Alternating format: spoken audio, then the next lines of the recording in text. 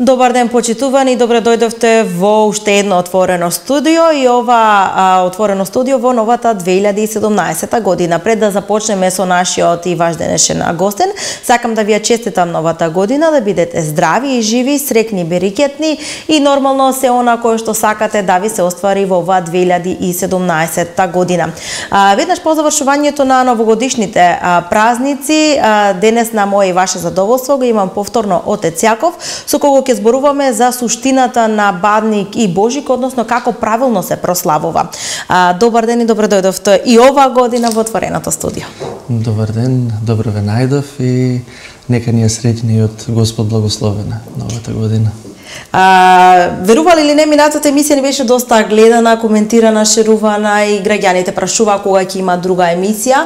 Еве, би сакала во оваа прва недела од 2017 година да позборуваме за големиот христијански празник кој што следува, односно раѓањето на Исус Христос. Започнуваме со Коледе, Бадник, па Божик. Еве, повелете, најпрво да започнеме со коледарските огнови кои што како традиција се најпрви, односно со нив се навестува раѓањето на Исус Христос. Како правилно да го чествуваме, односно празнуваме? Дали ние како граѓани сме некаде одминале од тој пат? Повелете да е некако ги ослободиме граѓаните и да им покажеме како правилно треба да се слави. Ви благодарам.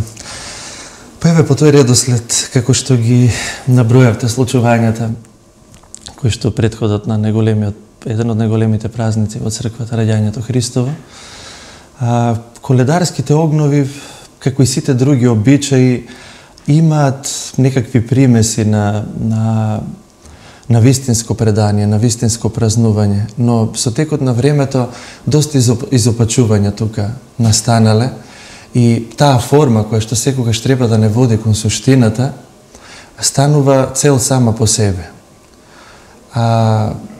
Секако дека тие огнови имаат некаква символика, еве нема да почнем веднаш со она како не треба и да ја критикуваме таа појава, но самото етимолошко значење на зборот Бадник доаѓа од будник, значи да се биде буден, да се бде, и секаде ширум светот во православната црква таа вечер се прават долги служби кои што траат цела ноќ и се наречени бденија. Поточно тоа е комплексна служба составена од целодневниот богослужбен циклус, се прави бдение кое што завршува со света литургија и секако со света причест. Собирањето околу тие огнови најчесто велат дека го символизира оној собир на пастирите во Витлеем на кој што ангелите им го објавиле раѓањето Христово. Но оно што забораваме и оној главен превид што го правиме е тоа што се случувало околу тој огин кој што бил запален во Витлеем, каде што се топлеле пастирите. Немало алкохол во изобилие, сигурно, немало скари, немало колбаси, немало песни со содржина која што воопшто не е ниту богугодна, не е ниту црковна. Не се останувало доцна до ноќта и најчесто тие луѓе што можеме да ги видиме околу тие коледарски огнови, за жал не ги гледаме во црква на светата литургија. Што е суштина? Нели рековме, нема да ја критикуваме формата е неопходна, имаме многу формални работи во црквата кои што секогаш без исклучок треба да не водат кон суштината. А суштината и смислата на нашето постоење, на нашиот живот е во го човекот Христос, кој што за нас се воплоти и се роди како младенец, станувајќи човек, а пред се тоа најреално единство што го остваруваме со него е во светата литургија, причестувајќи се со светите тајни. Коледарските огнови сами по себе, кога ќе видиме што се случува околу нив во таа ноќ, сметам дека на сите ни е јасно. Едноставно има многу суеверија, се пеат песни кои што немаат црковна содржина, се нарушува постот, се лишуваме од суштината, не можеме да се причестиме на тој начин и најчесто кога ќе отидете и ќе видите што се случува околу тие огнови, а сите знаеме, бидејќи се случува секаде околу нас, нема ништо Христово, нема ништо христијанско, нема никаква допирна или заедничка точка со Христос. Пењето на коледарските песни исто така. А ние оваа година и во нашата епархија, со благослов на нашиот свет владика, покренавме иницијатива да и воопшто напишавме еден текст со една древна коледарска песна која што е во духот на православното предание. Таа се дели широм нашите храмови во нашата епархија на сите со едно мало упатство кои се вистинските коледарски песни, а кои се погрешни. И сега сите сме обдарени со разум. Сите имаме, а разумот како алатка на умот ни служи за расудување. Сите можеме да расудиме ако веќе коледарите и децата кои што доаѓаат на прагот од нашите домови, доаѓаат за да го објават раѓањето Христово, да донесат благослов Божи, истиот оној мир Божи на земјата меѓу луѓето добра волја за кои што пееле ангелите. Тоа е символиката. Децата треба да ја пеат таа песна, таков мир да донесат. И само кога ќе ја слушнеме содржината на коледарските песни кои што се пеат, тоа се песни во кои што слушаме зборови на деструкција, на уништување, на умирање, од типот коледе леде, паднало греде, утепало дете или деде, како и да е. И навидум оние побезопасните, понаивни, како што е случај кај нас во Струмица, каде што се бараат костенчиња, колачиња, ништо не е безопасно. Се друго, самото по себе, а дури да не изгледа добро, ако не е заради Христос и не е во Христос, не е добро. Оти, како што велиме на светата литургија, секој совршен и секој добар дар доаѓа од тебе, Отецот на светлината. Така да, ако во тие песни не се објавува раѓањето Христово, не можеме. Замислете на прагот од вашиот дом, доаѓаат и ви пеат за некаква греда која што паднала, утепала дете. И овој гест што го направивме со делење на таа песна која што се вика Вечниот Бог, и ќе имаме прилика да ја слушнеме во емисијата од црковниот хор составен од деца тука при нашата епархија, почнува Вечниот Бог слегува и во утробата на дева се вселува. Светци, светци, светци милостив Господи. Значи го воспеваме суштината на празникот. Вечниот Бог доаѓа од вечноста и од љубов кон нас се воплотува и станува човек.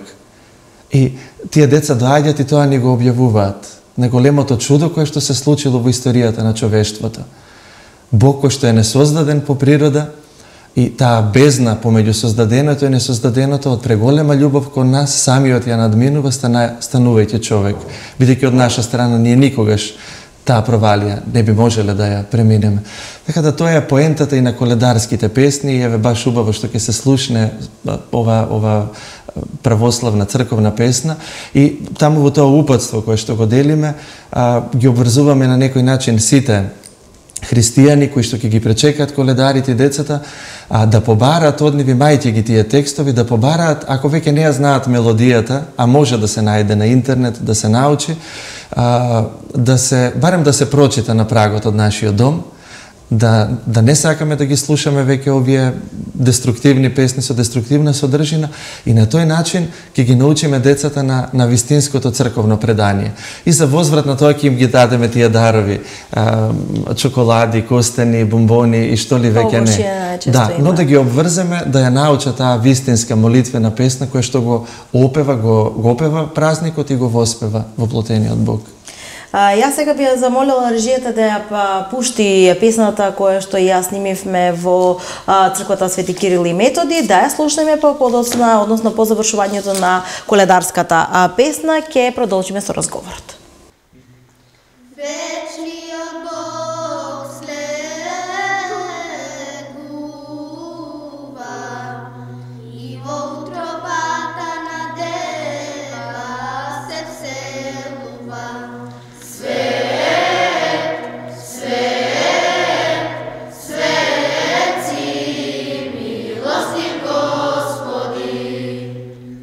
Царот на сите и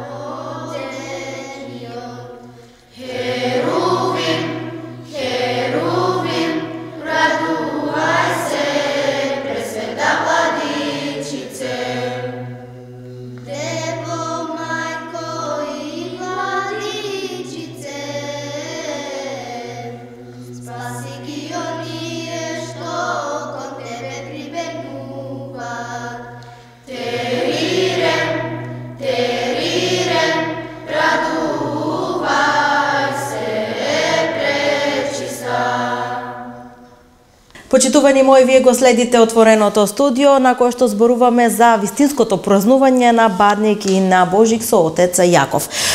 Имавме прилика еве во претходните неколку минути да слушнеме како правилно се чувствува коледарскиот оган и коледарските песни и дека еве домакинките да треба да им подаруваат дечиња на сите оние кои што го навестуваат раѓањето на Исус Христов. Исус Христос, што е со Бадник? Што треба, што не треба да има на нашата трпеза? Како ние како домакинки и домакини да го да го пречекаме раѓањето на Исус Христос?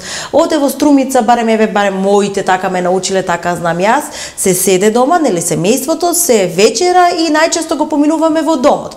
Меѓутоа, Бадник и да дојде некој, да се пречека, а најчесто, не дека не сме пречекувале далеко од тоа, меѓутоа сите си седат дома.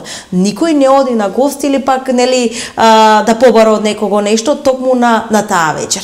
Дали тоа е до некаде правилно? Пред се, знам дека треба да има свеќа, или која што исто така од пештерата или пак како звездата Ветлеемска, сламка, таму кај што лежал Исус Христос, овоше урмили, пак еве јас да не подкажувам, него вие како отец кој што знае вистински да ни пренесе, да ни каже што да има, што да нема на масата. Знам дека луѓето дури ставаат и парички, и железни, и хартиени, како да што да ставиме на Бадиковата вечера за да биде во склоп со црквата.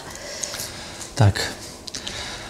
Па најпрво тој семен карактер или таа семена карактеристика која што како главна нишка се провеува, поточно ја доделуваат на таа Бадникова вечера. Најпрво тоа ќе кажам дека нема од црковна перспектива, од перспектива на вистинското црковно предание и наследство кое што го имаме, или како што вели нашиот свет владика, нема никаква конекција, никаква врска без семеното зачнување на Богородица и воплотувањето Христово со семејството. Иако знаеме, семејството е заедница пред се и начин на кој што се остварува нашето спасение, бракот е света тајна и нашето спасение се остварува во заедница. Но конкретно со воплотувањето Христово, со безсеменото зачнување на Богородица, нема целиот тој изглед каде што Богородица со Христос и праведниот Јосиф, како што ги нарекува западната римокатоличката црква, светото семејство, воопшто и во нашата православна иконографија,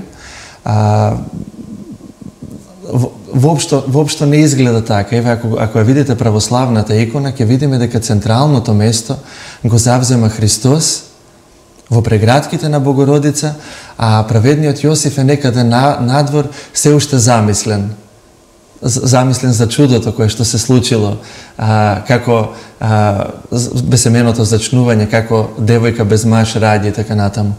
Така да, тоа е тајна која што се случила помеѓу Христос и помеѓу Богородица. А кога веќе се работи за семејството, во воплотувањето Христово, во раѓањето Христово, нам во црквата ни е дадено целиот свет да го возлюбиме и да го почувствуваме како свое семејство. И секој еден човек, секој наш ближен, како дел, како органски дел од себе си и од нашето семејство. Така да, тоа затварање само во рамките на семејството, во некоја вечера која што е подготвена само за нас, е на некој начин антицрковна традиција. Заради тоа што самиот збор црква, еклисија, значи собир, или значи соборност. А таму каде што на тој собир другите ги исклучуваме, или пак не само нашите деца да се соберат во околу таа трпеза. Еден христијанин би требало сите деца на овој свет, поготово оние кои што страдат, кои што немаат родителска љубов, да ги почувствува пред се светотаински и да ги возлюби како своји собствени деца. Така да тоа затворање во рамките на нашето семејство изгледа помалку егоистично. Воопшто не е во духот на црквата на православното предание. Настрана целата онаа формалност, целиот оној декор дома кој што го имаме со слама и така натаму, може и да не биде лош, да не подсетува на сето она што се случило, заради тоа на смирението Христово, кој што благоволил не да се роди во царска палата, туку помеѓу безсловесни животни, во штала исполнета со слама и така натаму, се треба да не подсетува на Христовото смирение. Но смирението треба да биде действителен акт во нашиот живот. А кога зборуваме за смирение, не можеме да исклучиме љубовта. А ние сакали или не сакали, исклучуваме кога се затвораме во рамките на нашето семејство, а трпеза пребогата со јадење и со пиење, најчесто многу повеќе од колку што можеме да изедеме, а другите се некаде надвор. Нашата трпеза е полна и затворена. Ниту одиме на гости, ниту примаме гости, баш како што рековте. Така да, сето тоа е убаво.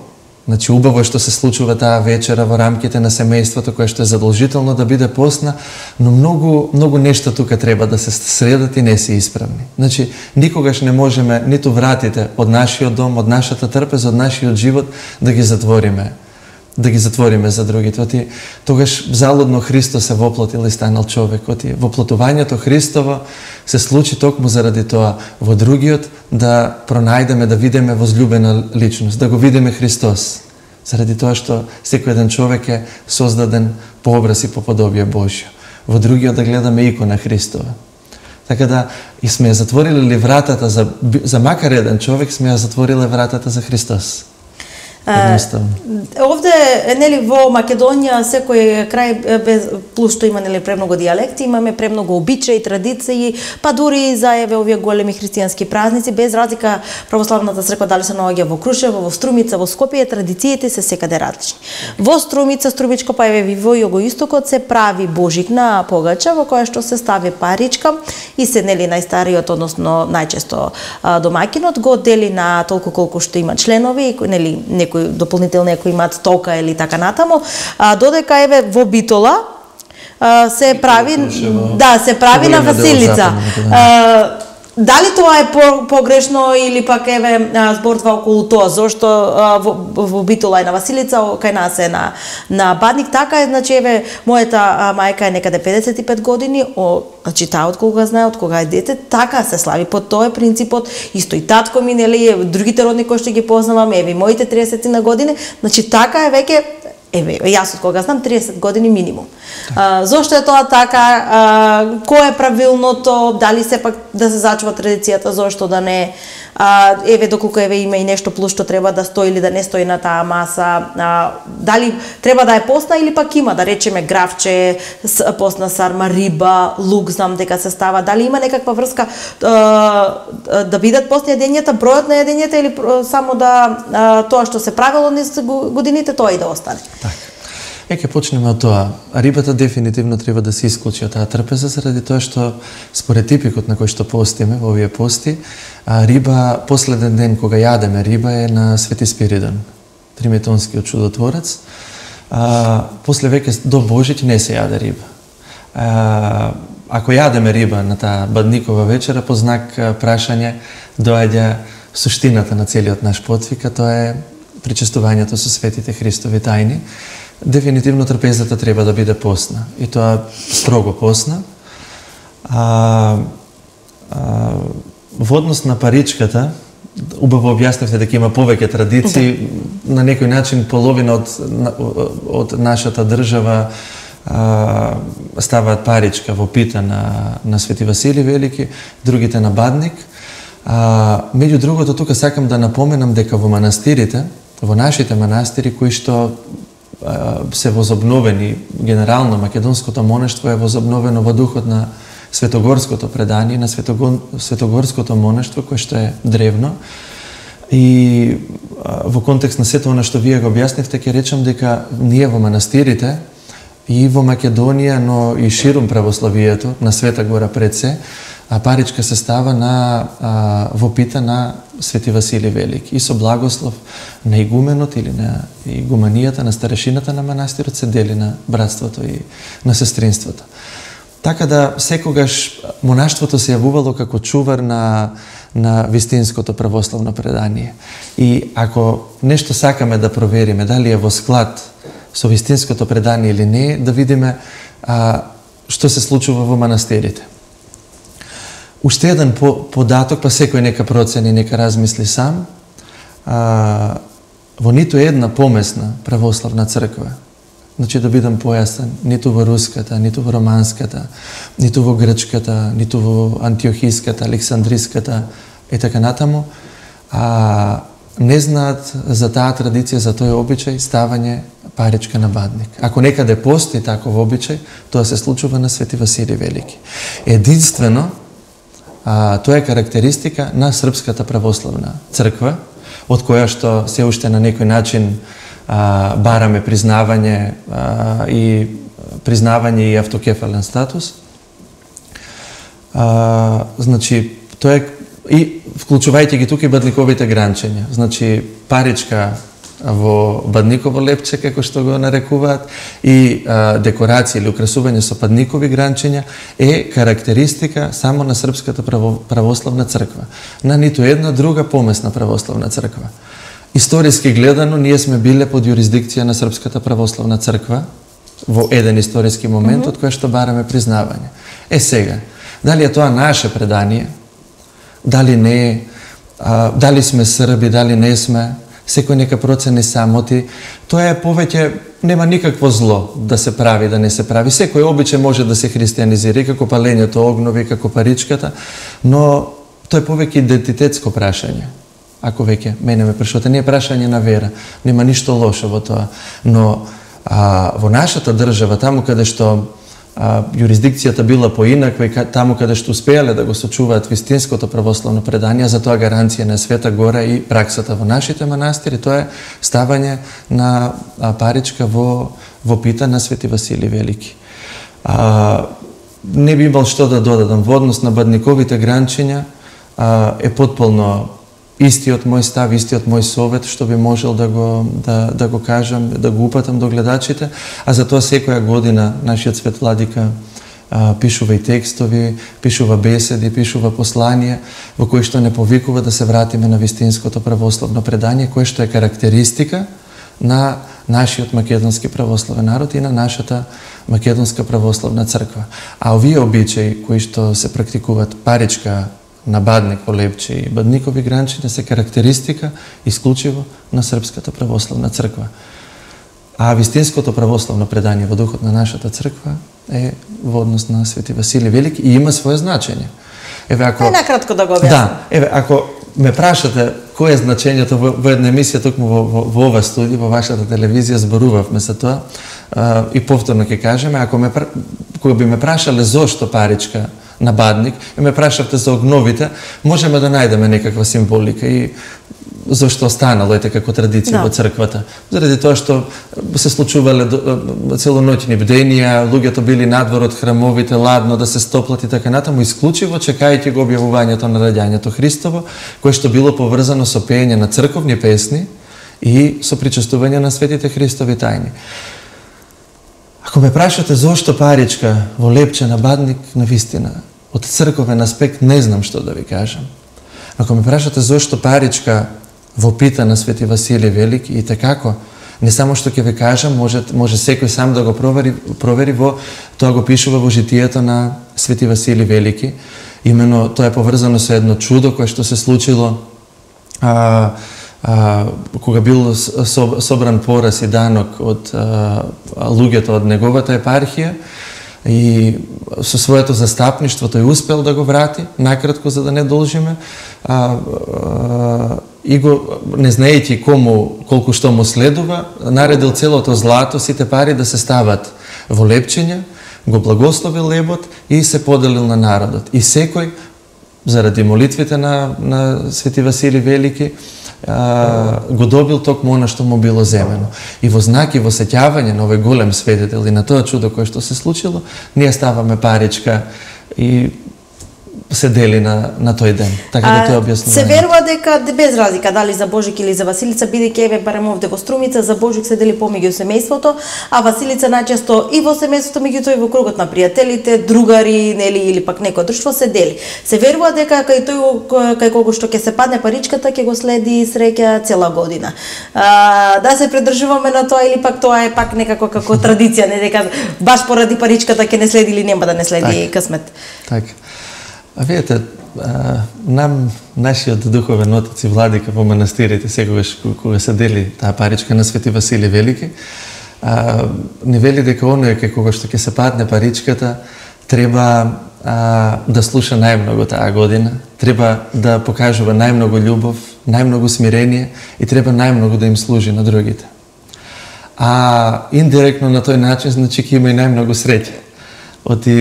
Тоа се најголемите дарови Божи, смирението, љубовта, искреното и целосрдечно послушание. Ако човек аскетски се труди тоа да го прави во текот на цела година во однос на своите ближни, и суштински ќе ги добие тие дарови Божи како своја втора природа.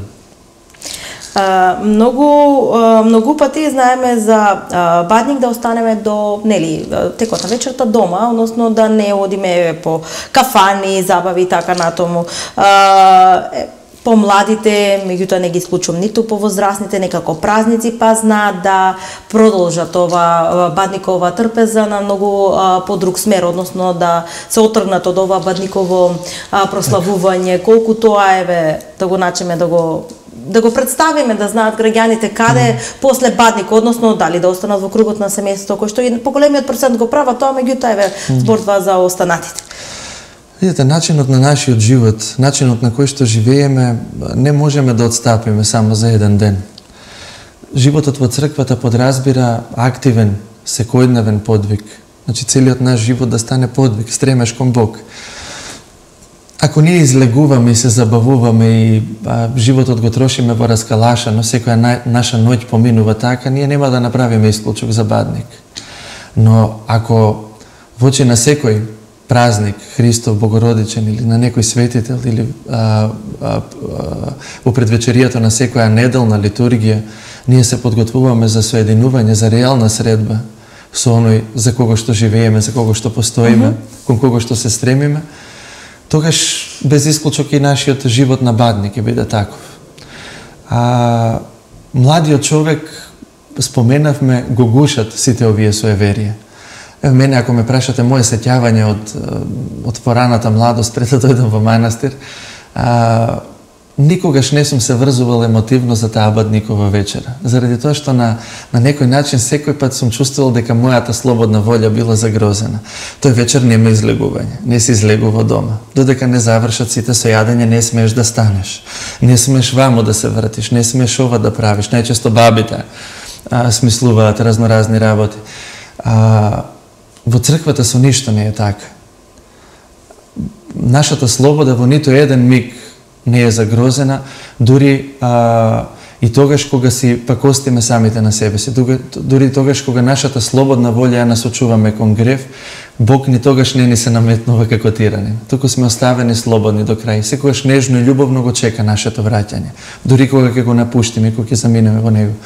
Така да, со сите овие суеверии и обичаи, тука има некоја, како да кажам, пак се е поврзано со Бог, па е некако вид на теологија под наводници, но без тоа би го нарекол теологија на стравот. А страв, таму каде што има страв, нема љубов. Таму каде што слободата е загрозена, исто така нема љубов. Така да не е ни чудо што младите луѓе сакаат да побегнат од таа бадникова вечера, од таа едноставно не смееме обичај, не смееме среќа, па излегување со лебо да се вика некаква имагинарна личност која што се нарекува Дедо Божиќ, да се кани, да се кани на вечера. Нам немаме потреба да го замислуваме Бог. Нема тука простор за имагинација.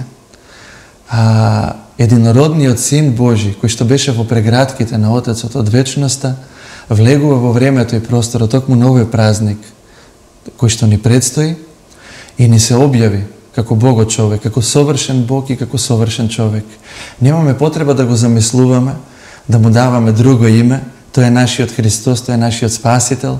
Неговото човечко име е Исус, име кое што е спасително за нас и нема друго такво име кое што е дадено на човек, име од кое што треперат демоните, највозвишено име во Вселената, име кое што е суштина и срж на нашите молитви, кое што гласи Господи Исусе Христе, помилуј ме. Нема потреба да викаме дедовци, Божити и така натаму имагинарни личности кои што се поврзани со словенската митологија, со старословенската митологија, со луѓе со божества кои што се најчесто злобни, Значи Бог нам ни се откри. Значи, толку реално ни се откри, опипливо, значи можеме да го вкусиме, можеме да го примиме, да се соединиме со него, а ние се држиме се уште во некакви бабини приказни. Младиот човек е паметен, младиот човек чита, младиот човек се информира, не можеме да го држиме во тоа. Ако не му го понудиме Христос, да се фати за него, единственото вредно нешто во овој свет, секогаш младиот човек ќе бега и или ќе забегува жаргонски да се изразиме кон забава, кон раскалашеност, кон грев, нема ништо суштински за што да се фати, поготово не за бадниковата трпеза, која што се мистифицира и така натаму како пандан негативен пред се на една друга мистична, на тајната вечера, која што се случува на секоја света литургија во црквата, на која што сме повикани сите до еден, и оние што се подготвувале, и што не се подготвувале, и оние што постеле, и што не постеле, и оние што не греш, што се труделе да не грешат, и оние што сгрешиле откако ќе се покајат и ќе се исповедат да се причестат, оти тој наш Бог што се воплоти, што се раѓа како младенец во Витлеемската пештера, се роди, пострада, слезе во адот, во гробот, воскресна, се вознесе на небесата за сите нас подеднакво од Адам до последниот човек. Ако него го промашиме, ако него го испуштиме, ништо не сме направиле. Па макар се држале за бадникови гранки, за парички, за вечери, и постои добра, позитивна форма, треба да се исчистат многу нешта, но суштината на се е Христос и причестувањето со него. Па најчесто ова повикување на Дедо Божик дојди на вечера го прават кога има помали деца, вака поинтересно да биде, или пак некако традицијата до кога има помали деца се задржува. Останатото како исто така традиција, сепак семејството на нели трпезата заедно, велат од секогаш се велеле кај да си за Божик дома да си. И треба уште многу работи, како што рековте, да се исчистат, да се усмерат на еден начин, како треба правилно, меѓутоа овде сме, ќе бидеме овде, ќе зборуваме и на уште многу теми со кои што треба буквално длабицки да седнеме и да расчистиме околу суеверијата, обичаите, традициите, кои што лека полека се надевам дека, барем како што рековте, младите се тука, знаат, читат, гледат и дека ќе и на ова динамично време многу им доаѓа и од традиција, и од обичаи, и од како требало, како не требало, уште тоа не ни треба дополнително. Апсолутно, јас само би сакал да додам, не сакам некој да ме разбере погрешно. Семејството е многу значено нешто. Семејството како заедница. Пред малку реков дека во семејството, во заедницата се остварува нашето спасение. И семејството треба да, поточно заедницата треба да ја чуваме, бидејќи е поважна од се. Но ако сакаме да ја сочуваме, главната оска околу која што секој се движи во нашиот дом, во семејството, треба да биде Христос. Ако нешто друго ставиме, тогаш се распаѓа. Чисто за да го подкрепам сето ова што го кажам, ќе го посочам овој факт кој што не може никој да го негира. Имаме повеќе распаднати отколку што имаме складни семејства денес. Значи, оската околу која што се движи се е некоја друга. Е некаква имагинарна личност, е Дедо Божик. За децата можеме да направиме ние театар. Не е проблем. Може да го направиме да им биде тоа забавно. Но да го наречеме Христос, да го наречеме Витлеемскиот младенец, да го наречеме дури детето Христос, младенецот Христос, Емануил. Тој доаѓа, да го поканиме, да биде составен дел од нашиот живот, да бидеме ние дел од неговиот живот, тој да постане наш живот. Не е проблем. И сето ова поврзано кај нас со Нова година, украсувањето, целиот тој декор, сето тоа се прави за најмладите.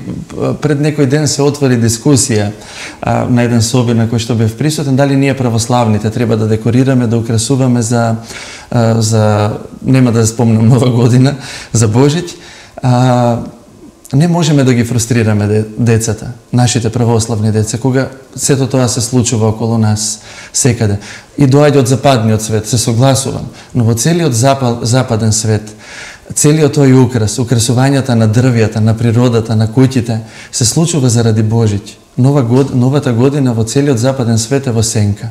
Акцентот е ставен на Божич и на целата природа. Создаден и се дава еден торжествен, еден празничен карактер, значи ја подготвуваме на некој начин за дочек на царот, на царевите. на нашиот цар Господ, кој што заради нас се раѓа како слуга и како што пееме во оваа коледарска песна што ја слушнавме, се радуваат созданијата и празнува природата. Токму на таа природа и даваме празничен украс, празничен изглед, токму за раѓањето Христово. Сега што во еден историски момент, во еден поинаков режим, се создал празник кој што пандан на Божица, да го засени Божиќа, кој воопшто возможно да се засени, па сето тоа ние го правиме за Нова година, украсуваме елки, тоа е наш проблем и можеме да декорираме, да украсуваме елки, но да го правиме тоа да биде на некој начин поврзано со Божиќ. Значи, рековме, не сме против формата, но формата секогаш треба да не води кон суштината. Единствено тогаш е оправдана и може да биде прифатена и разбрана во црквата, никако поинако.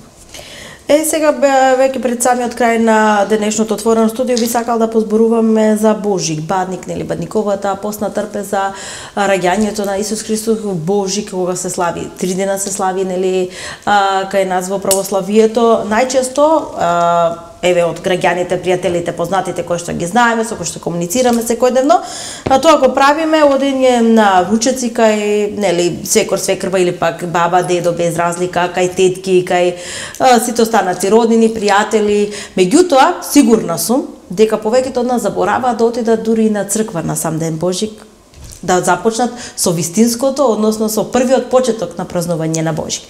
Како правилно да го прославуваме Божик, дали доколку нели, човечки е да се сгреши, каде да се поправиме и како суштински да го прославуваме? На секој ваше прашање се наметнува на некој начин оној исто одговор. Ако го промашиме нашиот личностен однос со Бог, ако тој е промашен, тогаш се што правиме во нашиот живот ќе биде апсолутно суштинско промашување. Заради тоа, поготово во однос на нашиот духовен живот. И ако за нас Христос не е значен, ако немаме вистински, исправен личностен однос со Него, тогаш одењето на црква за нас е бесмислено. Причестувањето, постот и така натаму. Така да тој е проблем. Не сме го поставиле Христос како оска, како аголен камен, како темел на нашиот живот. И тоа е тоа што треба да се поправи. Залудно ќе зборуваме за некакви обичаи, залудно ќе зборуваме за вечери, за гранчиња, па дури еве и за заедницата. Сето тоа е убаво. Одењето на гости, да му дадеме празничен карактер, на некој начин заради тоа единство со Бог кое што сме го оствариле и кое што сме го доживееле, и преку тоа наше активно учество во целиот домострој на спасението кој што почнува токму со овој празник, со раѓањето Христово, на некој начин имаме потреба соборно да го прославиме, да се веселиме, да се радуваме. Нема никаков проблем во тоа. Но како што вели нашиот свет владика, нам ни се случува многу често да празнуваме рождество Христово без Христос. Токму на тие наши гоштавки, одење на гости, сето тоа го правиме заради јадењето, заради пиењето, заради веселбата сама по себе, а не заради Христос. Дефинитивно не празнуваме Божиќ, не празнуваме рождество Христово. Тие наши собири, ручеци не се разликуваат од свадбите или од други собири, по некаков, кои што се случуваат заради некаков друг повод. Во тоа е поентата. Ја мешаме радоста Божија, која што е секогаш тивка, која што е нежна, која што е духовна, која што секој пат на таинствен начин е испреплетена со нашето лично покаяние, со нашата лична недостојност, со доживувањето на Бог. Заради тоа што ако веќе го доживуваме, ако веќе сме го познале Бог, согласно според степенот на кој што нашето срце е очистено од страстите, но ако сме го познале Бог, тогаш сме го познале како совршен и како безгрешен.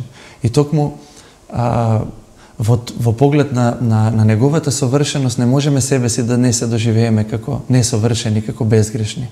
А од друга страна, не можеме да не се радуваме заради тоа што токму такви какви што сме, грешни, недостојни, он не возлюбил и не спасил. Но пак останува чувството на нашата. Така да нема тука простор за еуфорија. Има простор за радост, за веселие, заради тоа што Бог не љуби такви какви што сме, но секој пат таа радост е испреплетена и секој пат мора да биде присутно личното покаяние. А на сите тие вечери, ручеци, секој пат е присутна еуфоријата, секој пат е присутно многу пиење, многу алкохол и пријадување. Постот за нас не завршува никогаш. Ние само начинот на исхрана го менуваме. Јадеме мрсна храна, но тоа не значи дека треба да се пријадуваме. Треба да продолжиме да се воздржуваме. Како што вели некој од светите старци, јади, но никогаш немој да јадеш докрај, остави малку простори за Светиот Дух. Така да таа заедница со Бог нам треба да ни биде суштина. Сето друго, тој однос да го доживееме и имајќи го тој однос, се друго да биде рефлексија на тој однос. И ако тој однос е исправен и е вистински, е таков каков што треба, она како што светите оци не научили, не оставиле, тогаш се во нашиот живот ќе се промени по автоматизам. Не може да биде погрешно. И јас би додала дека овие големи христијански празници некако токму тие остана за гостување низ роднините. Ова наше динамично живење, немање на доволно време за основните обврски, работните обврски, деца таму вамо, и остануваат и можеби единствените денови во годината за да се видиме, да седнеме, да поразговараме до кај сме, до што сме. Доколку еве веќе ја надминавме и времето за емисијата, доколку има еве на самиот крај нешто да додадете и еве пред да се одјавиме, би сакала да им ветам на нашите гледачи дека во текот на оваа година, во некоја наредна емисија ќе зборуваме и на други интересни и суштински теми кои што се од големо значење, посебно за младите, да се ослободат од оној терет кој некако им се наметнуваат по возрастните, најчесто од нивните баби и роднини, за како треба, не треба, што на свадба, што за раѓање на дете, што за не дај Боже, за секаквите оние традиции, обичаи кои што за било каков ден во нашиот живот ќе дојдат, ќе наметат нешто, ќе нафрлат и ти после за да не сгрешиш пред се од почит, како да направам, да не направам, па требало, не требало, дека ќе зборуваме во некоја наредна прилика, меѓутоа еве ова празнично, во пресрет на раѓањето на Исус Христос, да самиот крај повелете. Поздравете ги нашите гледачи. Како и во секоја емисија досега, секогаш најпрво да го пренесам поздравот и благословот од нашиот свет владика митрополитот Струмички, господин Наум, и мојата порака всушност е негова порака. Јас дословно би го цитирал него, ќе се потрудам да го цитирам она реченица што и пред малку ја кажав. Христос дојде заради нас во овој свет, оној кој што се облекува во светлина, како се облека, како што пееме заради нас, се раѓа разголен, облекува трулежно тело, заради нас доаѓа во овој мрачен и паднат свет, заради нас се сместува помеѓу бессловесни животни, живее смирено во овој свет и овој празник, раѓањето негово се случува заради нас. Затоа во нашиот живот да направиме место за него, барем во овие денови, да искористиме таа благодат која што ни се дава, да не ја користиме за пријадување, за пиење и со еден збор, како што вели владиката, да не празнуваме рождество Христово без Христос. Бог е секогаш покрај нас, во нас, едноставно ние во него постоиме, во него живееме, во неговата благодат се движиме и сме облечени, едноставно нема живот надвор од неговото присуство, заради тоа што Бог е секаде присутен. Но не можеме да оствариме заедница ако самите не го побараме. А тоа зборувавме во претходната емисија, како се случува, значи да си побараме Духовен Отец, да се исповедаме, да се покаеме, да побараме благослов за причест. Оние што не постеле, има време, барем да ги испостиме овие неколку дена, 2-3 дена, за да се удостоиме со причестување на светите Христови тајни, да се соединиме, да станеме едно со Христос и Христос да стане наш живот, наша радост, наше празнување, наше веселие, и тогаш се ќе биде во ред. Нема да имаме проблеми и нус појави за кои што треба да зборуваме и да ги објаснуваме. Кога го имаме Христос, имаме се и се ќе биде во ред.